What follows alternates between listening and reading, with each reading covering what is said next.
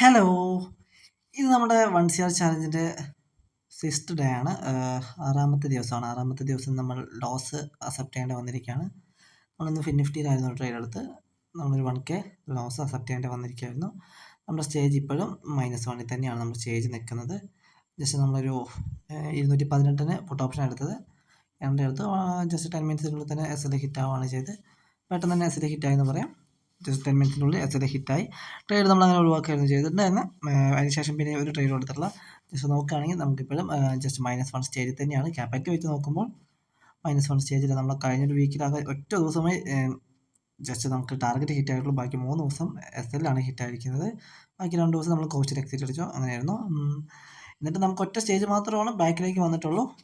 നമുക്ക് പ്രോഫിറ്റ് ഉണ്ടാക്കുമ്പോൾ നല്ല രീതിക്ക് റിസ്ക് വാർ റേഷ്യോൻ്റെ പവർ കൊണ്ട് നമുക്ക് എന്തായാലും പ്രോഫിറ്റ് ഉണ്ടാക്കുമ്പോൾ കുറച്ച് നല്ല പ്രോഫിറ്റ് കിട്ടിയാൽ തന്നെ നമുക്ക് നന്നായിട്ട് തന്നെ കയറാൻ പറ്റും.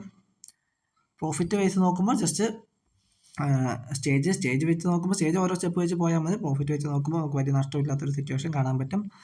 നമുക്ക് എന്തായാലും ട്രേഡ് എടുത്തത് ഈ ഒരു പോയിന്റിലായിരുന്നു ഞാൻ ട്രേഡ് എടുത്തിട്ടുണ്ടായിരുന്നു. ഈ ഒരു പോയിന്റ് പുട്ട് ഓപ്ഷൻ എടുത്തു. നല്ല ഡൗൺ സൈഡിലേക്ക് വന്ന് തിരിക്കും റീട്രേസ്മെൻറ്റ് വരുന്നതാണ് എക്സ്പെക്ട് ചെയ്ത്. റീട്രേസ്മെൻറ്റ് വരും വിചാരിച്ചു ഈ ഒരു പോയിന്റിൽ നിന്ന്. ബട്ട് വന്നില്ല. വീണ്ടും SL ഹിറ്റ് ചെയ്തു. SL ഹിറ്റ് ചെയ്തതിന് ശേഷം നന്നായിട്ട് താഴോട്ടൊക്കെ വന്നു. ഇനി നമുക്കത് നോക്കേണ്ട ആവശ്യമില്ല. തൽക്കാലം വിട്ട് കളഞ്ഞിരിക്കുകയാണ്. എന്തായാലും ജസ്റ്റ് -1 സ്റ്റേജിലേക്ക് വന്നിരിക്കുകയാണ്. ഇനിയിപ്പോൾ നമുക്ക് ഇനി നാളെ നോക്കാം. നാളെ ബാങ്ക് നിഫ്റ്റി നോക്കാം. ഇനിയിപ്പോൾ നമ്മൾ അതിന് ശേഷം ഞാൻ വേണ്ട വേറെ ട്രേഡൊന്നും എടുക്കാൻ തന്നില്ല. മൈൻഡ് അത്ര ഓക്കെ ആയിരുന്നില്ല. അതുകൊണ്ട് ട്രേഡ് വിട്ടു. വേറെ ഒരു ട്രേഡും എടുക്കാൻ തന്നില്ല.